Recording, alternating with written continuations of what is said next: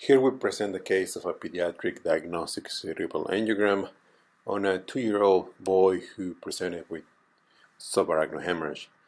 Once we do a femoral artery angiogram, make sure that there are no complications during arterial access.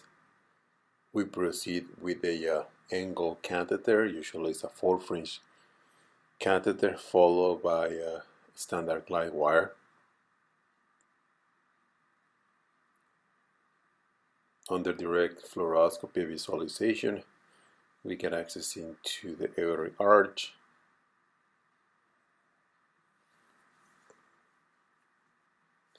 For a subarachnoid hemorrhage, we need to evaluate anterior and posterior circulation. Here we are advancing the angle catheter into the right common carotid artery.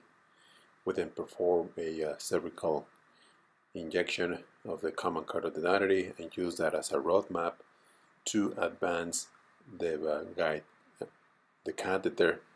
We are advancing with the flush technique, meaning that as we are advancing the catheter, we are injecting small contrast to keep the catheter within the lumen of the artery. We then proceed with an intracranial angiogram, and as we could observe here, there were no abnormalities. We then remove the catheter, and we proceed to going to the left common carotid artery.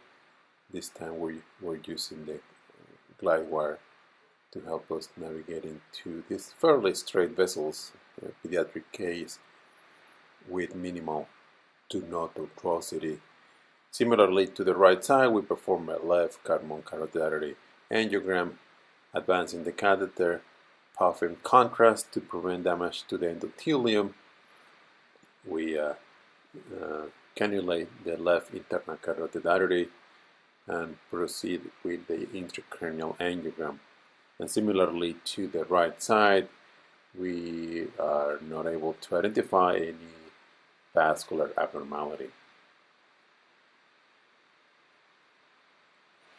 And then the last vessel that we need to inject is the vertebral artery, and we decide to do the left vertebral artery, and again rotating the diagnostic catheter and engaging into the vertebral artery, puffing contrast while we maneuver the catheter to keep the catheter within the lumen and prevent endothelial damage. And we perform a posterior circulation injection, and we also observe that there is no vascular pathology that could explain the subarachnoid hemorrhage. Thank you.